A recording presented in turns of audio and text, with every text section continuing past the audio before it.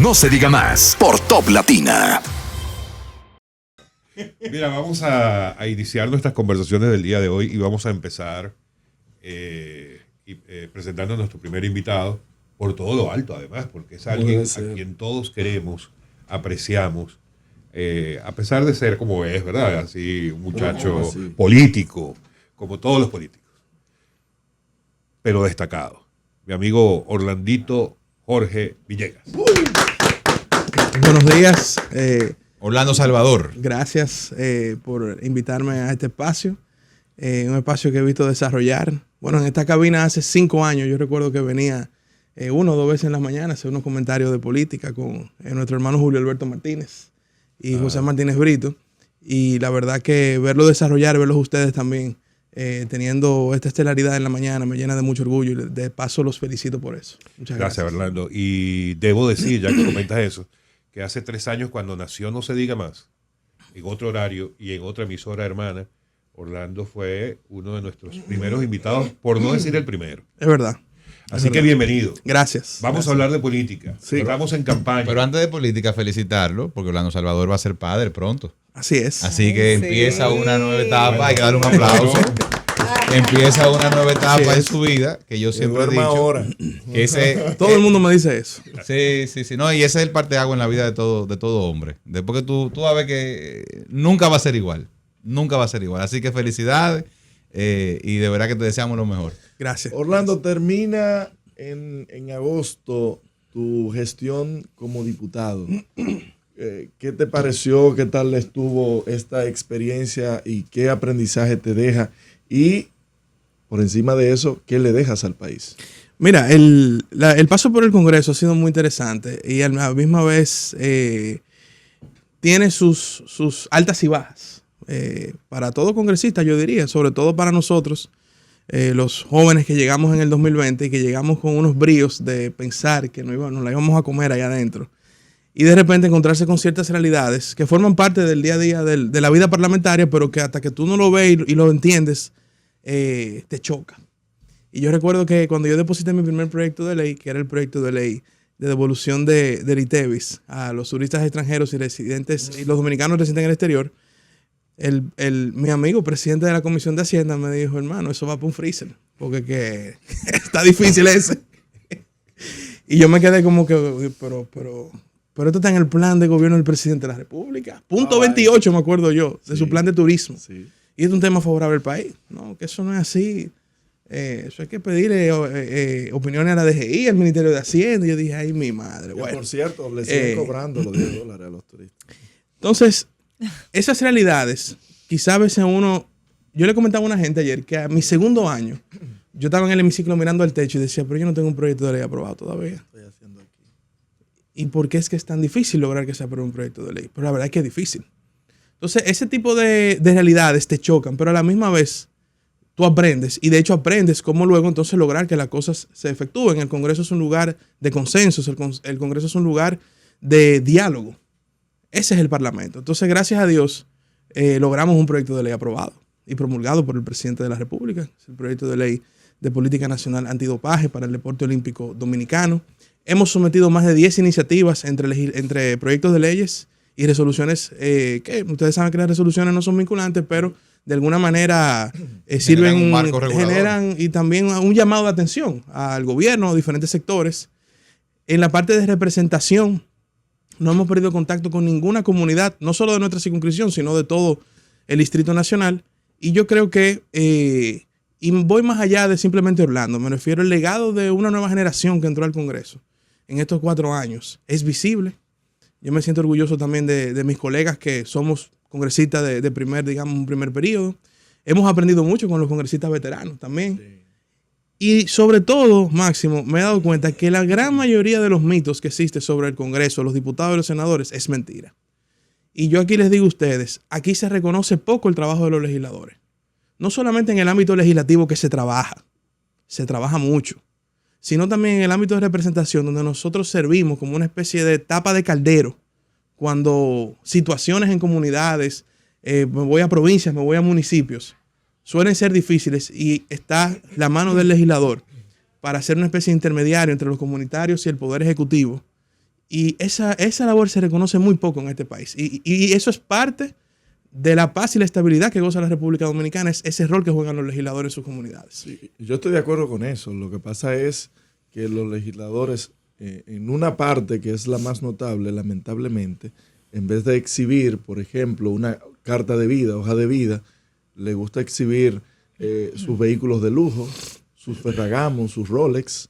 Entonces, pero lamentablemente. Eso es un grupito. Sí, pero ese es el grupito que resalta, porque al silencio de personas que tienen proyectos, que tienen una hoja de vida limpia, se quedan reservados. Entonces, eso es lo que son. Mira, yo creo que también hay que destacar que la realidad es que sí, aquí los diputados se reconocen y ganan por su trabajo de representación, de estar ahí con la comunidad y de colaborar. Pero muchos, a diferencia de ti, se olvidan de la parte de legislar. Y por eso, digamos, tenemos un código penal ahí esperando más de 20 años. Y yo quiero preguntarte, ya que tú hablabas de esos mitos que no son una realidad, ¿el mito del hombre del maletín es una realidad o son inventos? Y segundo, cuéntame, tú que estabas allí adentro, desde tu perspectiva, ¿por qué el Código Penal no pasa, no lo dejan pasar? El mito es que sea uno solo, no es uno solo. No. Mira, lo del hombre del maletín, dime la verdad. eso es un mito, Orlando. yo nunca lo he visto. Nunca lo he visto. Él no se deja ver. No. Oye, la nueva. ¿Qué no se deja ver? No, nunca lo he visto. Y mira que yo estoy en varias comisiones permanentes y he estado en varias comisiones especiales, donde se han tratado ¿Pero lo temas. quisieras ver? No, gracias. Favor, donde se han tratado temas controversiales, proyectos de leyes quizás con alguna naturaleza controversial. Del Código Penal, mira, yo lo he dicho, lo repito y lo diré. Nosotros lo hemos llevado 2 veces al Pleno ya para votación. 2 veces se ha llevado. Y yo lo que no entiendo, como algunos colegas, por diferencia en 3 artículos, estamos sacrificando 422 artículos. Eso no lo entiendo. Ahí están mis votaciones. He votado a favor del Código Penal. Yo creo que... Con todo y causales. No. Se ha sometido sin las causales. He votado a favor de un código sin las causales. Sí. Entonces, Eso se saca pero lo más como importante es, y yo insisto, y qué buena pregunta, no me resisto a creer que se sacrifiquen tantos artículos porque no nos pongamos de acuerdo en 3 artículos. Eso les resta a la visión colectiva del Congreso y de la sociedad. Pero Orlando, y ojalá que me lo puedas decir honestamente y no tengas problema en decirlo. No te voy a pedir nombres, por supuesto. Pero un caso como ese, a lo mejor no existe un hombre del maletín. Vamos a tratar de ser, no sé si ingenuos, pero no hay un hombre de maletín. Pero sí hay fuerzas que inciden para que eso, por ejemplo, esté ocurriendo. Sí, claro, sí. Porque uno llegaría a pensar, yo lo he dicho en este mismo espacio, no, que las iglesias son las que están impidiendo que se firme el código penal, que se apruebe el código por el tema de las 3 causales, pero si ya la sacaron, entonces ya no tiene sentido que sean las iglesias. Entonces, ¿cómo es la cosa? No, los que han evitado la aprobación del código son los que favorecen las 3 causales. Y tiene, pero cuando se sacó y se planteó ese código como quiera, no pasó sin las causales. No, pero eso es lo que dice en la Orlando. última votación no se logró la mayoría calificada. Pero ahí hubo gente que se hizo loco en su votación. Pero Orlando, Entonces, porque, perdóname, Sí. ese día había un quórum registrado, la última votación, había un quórum registrado y dentro de ese mismo quórum no se logró la mayoría calificada. O sea, no todo el mundo votó. A eso iba. Es decir, tu colega José Horacio, quien es un abierto favorecedor de las 3 causales, ha dicho que esa no es la razón por la cual el código no se aprueba, porque ellos como bloque que favorecen las 3 causales no tienen la suficiente fuerza como para evitarlo, sino que hay personas que se visten de, del manto pro vida, pero que por debajo torpedean la aprobación del código porque lo que no quieren es que se aprueben una serie de artículos que tienen que ver más bien con la persecución de la corrupción administrativa, con la persecución del lavado de activos y con una serie de cosas. Digo lo que la declaración de José Horacio. ¿Es cierto o no? Mira, yo te invito a que busquen la última votación. Fue, creo que a finales del 2022, si mi memoria no me falla. Ahí tú puedes ver quiénes votaron a favor del código y quiénes no. Te vas a dar cuenta. Y quiénes se pusieron presentes y después se fueron para el baño. Exacto. Te vas a dar cuenta que la mayoría que votó son o no están de acuerdo con las tres causales, ¿verdad? Para no segmentarlo en Provida, no sé qué, no sé cuánto, no. Y en una primera aprobación en el 2021 fue al Senado y ahí fue que perimió el proyecto. Después unos grupos senadores lo sometieron, bueno, vinieron vaivenes hasta que volvió y se sometió a votación a finales del 2022. Pero yo te invito, esas votaciones son públicas, que la busquen, a ver si es verdad que hubo un grupo que por no querer una serie de tipificaciones para la corrupción y otra serie de tipificaciones se opuso. Eso no es verdad. El tema, ya estamos a 31 días de las elecciones del 19 de febrero, de mayo. ¿Cómo ves? ¿Cuáles son las perspectivas? La conformación del Congreso, ¿cómo estará tanto en la Cámara de Diputados como en el Senado, de acuerdo a los números que tienes? ¿Cuáles son? Porque ya la presidencial, al parecer, será un clavo pasado. Mira, como tú dices, las presidenciales, creo que es un tema de cuestión de fechas, de que llegue el 19 de mayo y se traduzca en votos la intención que existe a favor del presidente de la República, que supera el 65% en este momento. En cuanto al Senado y la Cámara de Diputados, el PRM obtendrá una mayoría mayor que la que obtuvo en el 2020.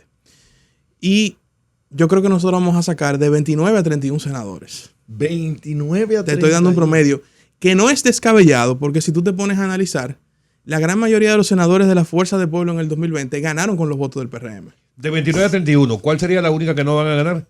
No, ni que se está peleando. Que se está peleando. ¿Sería cuál? San Juan de las Maguanas está en una competencia fuerte y Güey está en una competencia fuerte. ¿Y el distrito? En el distrito, yo siempre he dicho, desde el año pasado, que el PRM no perdía la capital. Siempre lo he dicho. La maquinaria del partido es muy fuerte. Y sin embargo, el presidente también la maquinaria y no el candidato. Porque hay un tema de la marca partido. Yo vuelvo y te repito, analiza en el 2020. Pero oye, analiza en el 2020. Pero te digo, no es descabellado lo que estoy planteando. Búscame en San Cristóbal los votos partido por partido para senador. No, claro. ¿Quién sacó más votos partido por partido? Vámonos Higüey también. ¿Quién sacó más votos partido por partido? Que la alianza la encabezaba jurídicamente la Fuerza del Pueblo.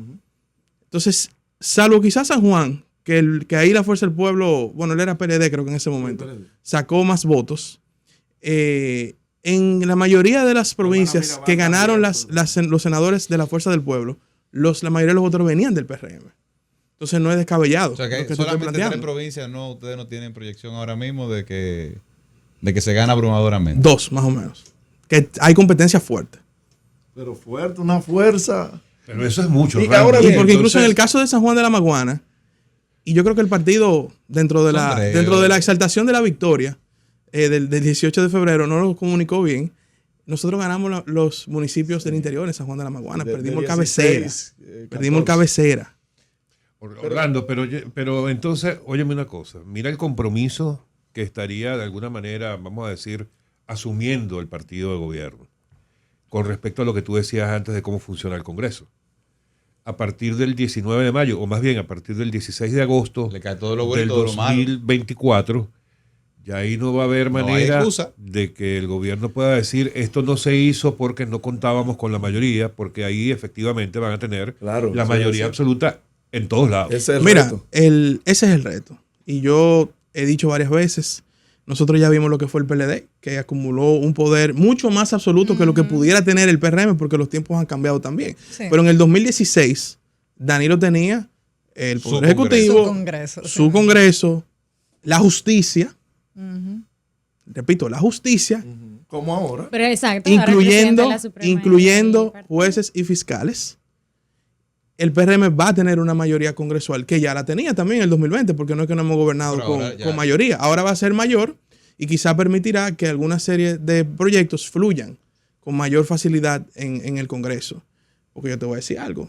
En estos 4 años, nosotros los diputados del PRM hemos estado militantemente apoyando las iniciativas del gobierno.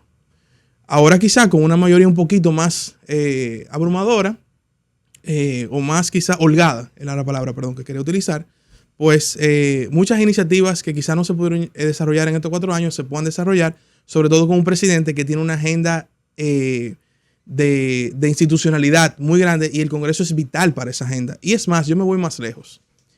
gran parte de los logros de Luis Abinader en estos 4 años se han dado por el Congreso. Y no ahí entro solamente con los diputados del PRM. Diputados de la oposición han tenido también la madurez política de entender muchos proyectos importantes que son en beneficio del país. Y como cuerpo hemos legislado para colaborar con el Poder Ejecutivo. Entonces no creo que esa relación, aunque el PRM tenga una mayoría más holgada, se pierda incluso porque hay mucha madurez en partidos de oposición en el Congreso. Todo lo contrario, Orlando. En ese escenario que tú planteas, con una mayoría tan amplia, se le pega lo bueno y lo malo. Es como mi Congreso 2.0. Mi Congreso de Danilo, ahora es mi Congreso de Luis.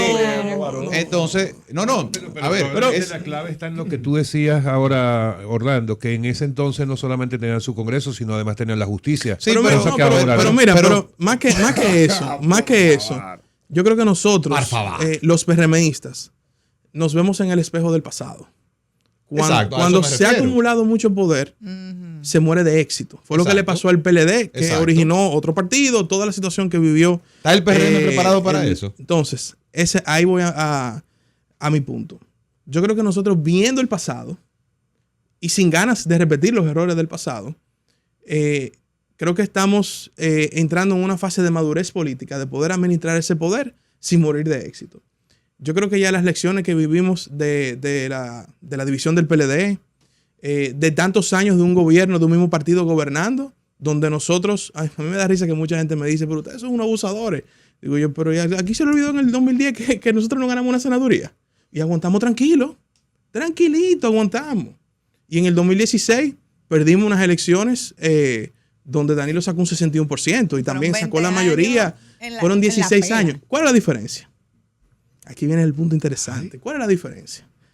Se pueden contar con los dedos los PRDistas / PRMistas, porque estamos hablando de un transcurso de que se fueron a otro partido. Con los dedos se puede contar. Porque si algo tienen, los PRMistas, es que es interesante porque la mayoría de los dirigentes del PRM tienen un arraigo social en sectores donde se han desarrollado, ya sea en su profesión, en sectores sociales. Y eso permitió que nosotros, que en la oposición, nos fortaleciéramos y no nos dejáramos llevar de ofrecimientos, ni de cabildeos, ni nada por el estilo. Esa fue la fortaleza del PRM. Y mucha gente me dice, pero es que lo de ustedes llegó muy rápido ahora. En una elección, en un presidente que se va a reelegir contundentemente, el Congreso. Y digo yo, sí, pero que la oposición se dividió muy rápido y se diluyó demasiado rápido. La oposición en República Dominicana ahora mismo no se siente. Y hay una especie de disociación de ideas dentro de un mismo conjunto, que como yo le digo, la alianza de la supervivencia, es lo que todo el mundo está buscando, que su sigla sobreviva de alguna manera. Entonces, yo le hago ese llamado a la oposición, de que así como nosotros nos vimos o nos vemos en el espejo del pasado de los actuales opositores siendo gobierno, el PRM aguantó y supo relanzarse y supo hacer oposición durante 16 años. Orlando, pero es para donde ustedes que se están yendo. Bueno, pero mira qué interesante. Ustedes lo están recibiendo. No, pero espérate. Déjame. Eso es lo que iba a decir, iba a comentar, iba a preguntar, porque en este proceso electoral se ha visto que han habido muchas renuncias de partidos de la oposición, de candidatos y de dirigentes que se han ganan y que pierden. Han migrado a el PRM. Entonces, ¿es también eso una estrategia de la marca país del PRM? ¿Debilitar a la oposición de esa manera? No, al revés. Yo creo que la oposición debe revisarse porque se le está yendo su dirigente. Y eso tiene sus razones también. El PLD durante muchos años mercantilizó la política. Entonces, fíjate el término que estoy usando. Mercantilizaron la política. Se hacía política porque yo estoy en el Estado. Y eso a la propia oposición le está pasando factura ahora. Pero entonces tú como PRMista, ¿tú ves mal que una persona migre de partido, se cambie de partido? No, mira, yo creo que nosotros estamos entrando en un momento... yo creo que está pasando en el mundo entero, que las coaliciones serán los éxitos electorales. Yo creo que hay gente que tiene una trayectoria en una organización política y irse de esa organización a otra deja mucho que decir, sobre todo si ya tú eres prácticamente marca de esa organización. Ahora bien, hay personas que también no han encontrado el espacio dentro de sus organizaciones políticas. Algunos me llaman la atención que no lo han encontrado después de que perdieron las elecciones. Pero tengo que decirlo. Ahora, en la política se trata de sumar. Y hasta lo que ganaron, porque lo que a mí me causa más sorpresa, Orlando, es que una persona gana unas elecciones en un partido que no está dividido y se va a otro partido. Porque en el caso del proceso pasado era ¿Cómo te entendible. sorprendió Carlos Guzmán? No, está bien, pero el que. Dime de Vicentino. Pero Carlos, Oye, Carlos oye, Guzmán, oye. Carlos Guzmán no viene al PRM. No, pero en el 20 ganó en el PLD y se fue a la Fuerza del Pero a Pueblo. eso iba. No es lo mismo porque tú tenías una división El en ese burro mismo hablando de momento. orejas. Oye, tú tenías una división en ese momento máximo que quienes no se fueron, o sea, quienes esperaron ganar para cruzar al otro partido, era porque si cruzaban antes perdían su candidatura. Entonces, eso yo lo podría entender, independientemente del partido que sea. Ahora, cuando usted gana las elecciones en un partido, ese partido no está dividido. Y entonces al otro día usted hace así, ¡pam! Y manda una carta y dice, me fui. No, o sea, no. Señores, usted me va a excusar, pero seguramente este mismo tema lo hemos hablado, o lo ha hablado Orlando en muchos otros espacios. Lo que yo sí estoy seguro que no ha dicho, y excúseme porque... A ver. De nuevo, te acusamos. Sí, una vez más. Escúchame de nuevo. ¿Hacia dónde va Orlando ahora? ¿Hacia dónde diga el partido? Mira, Sabes que cuéntanos. siempre saltan Así esa nada más, me vas a pregunta. matar Tú así. sabes Sí, que- hacia dónde diga el partido. Dile, estoy haciendo Lo Lo campaña por el importante, presidente. lo importante en política es ser útil. Sí. Eso es lo más importante en política, ser Eso es útil. verdad. Y hablando Yo de quiero ser saber dónde te puedo útil. buscar. Mira, hablando Tú de tienes mi ser número, útil. el mismo número de siempre. Hablando de ser útil, te hemos visto muy de la mano de la campaña de Vicente. ¿Qué te inspira a cederle tu espacio en el Congreso a un joven y serle de guía? Mira, lo primero es, yo te diría que esa pregunta tiene dos respuestas. Una de un tema personal. Para mí la política es de ciclos, al igual que mi vida personal. Yo creo que el Congreso ha sido un ciclo, que como les comentaba al inicio, fue una experiencia muy interesante con sus altas y bajas, sus expectativas y frustraciones, como prácticamente todo en la vida. Pero yo creo que el éxito del PRM ha sido dar relevo constante en diferentes posiciones. Y yo creo que, ¿por qué no? Aquí en la circunscripción puede haber un relevo. Lo más básico es que el ser humano dice, pero tú estás seguro, eso es lo básico y lo elemental, hice lo seguro, pero yo creo que en la vida hay que jugársela. Por ese lado, el por qué no decidí repetir como diputado. ¿Por qué apoyó a Vicente? Mira, aparte de una relación personal con la familia Sánchez Baré, de años de historia entre nuestras familias, doña Yadira, don Vicente, mis abuelos, mis padres, y tú dirás, bueno, pero ¿y eso es para tú apoyarlo? No, te estoy contando que hay una historia de luchas forjadas conjuntamente y que hoy me une también a Vicente Sánchez Enríquez, que decidió, más joven que cuando yo aspiré, decidió optar por aspirar a diputado en una organización política de muchos liderazgos, y eso hay que respetarlo, porque en el PRM el éxito de los liderazgos está precisamente en internamente fortalecerse, porque es normal que surgen competencias, eso es normal sobre todo en los partidos grandes. Ahora, yo creo que Vicente de alguna manera también continúa parte de mis propuestas, está muy vinculado a la tecnología, está muy vinculado al deporte, está muy vinculado al desarrollo de oportunidades. Si ustedes se fijan, su propuesta tiene esos ejes que nosotros también trabajamos no solo en campaña, sino en el Congreso. Pero además creo que el Congreso necesita continuar llevando talento emergente, y creo que Vicente tiene la capacidad, tiene la preparación, tiene la historia también de continuar forjando luchas por este país. Por eso lo estoy apoyando, y no solo él va a ganar, no solo va a ganar Vicente, sino que el PRM va a tener 4 diputados en la circunscripción número 1 del Distrito Nacional, y dependiendo de la situación de la Fuerza del Pueblo, cómo termine la composición de su boleta, pues puede haber un 5º diputado. Ay, Dios mío, Yo qué pienso que- barbaridad. yo pienso- Paz, hermano. Yo pienso que son 3 y si no se resuelve, podrían ser 4. Así como yo lo veo al día de hoy. Hay un video, Míralo cómo se ríe. hay un video de este programa de Robertico diciendo No digas una serie de provincias. Vamos a ver si se me da. Sí, me no. hace mi videito. Bueno, yo también. debo decir, y valga la cuña, yo tengo, ayer casé una pequeña apuesta amigable. La vi. Ah, ¿la viste? Yo estoy en ese grupo también. Ah, bueno, pues yo casé una apuesta amigable con mi amigo Nacho Chávez por la senaduría del distrito. Entonces vamos a hacer un sancocho. Va a depender de quién gane. Entonces, si gana su candidato, lo voy a tener que costear yo. Y él se comprometió a llevar a su candidato y viceversa. Y si tú no sabes, Nacho Chávez. Orlando, para nosotros siempre un gusto, un placer tenerte acá. Gracias por la invitación. Espero que se repita. Saludos a Mónica, Y- dile que le deseamos lo mejor en Gracias. esta nueva etapa. De verdad que esperamos que con Dios todo salga bien. Y nada, Para adelante, mi hermano. Gracias. Nos veremos pronto. Queda un mes para concluir este proceso electoral y después nos sentaremos aquí nuevamente a repasar a ver si los pronósticos se dieron. Así será. Bienvenido. Así es, muchísimas gracias. No dejes de Orlando. ir al sancocho con Nacho. No, yo voy a ir. Pero guarden el videito mío aquí. Claro, claro. Eso va. Amigos, Orlando Jorge Villegas, el honorable diputado Orlando Jorge Villegas, en No Se Diga Más, a través de Top Latina. Ya regresamos. No se diga más por Top Latina.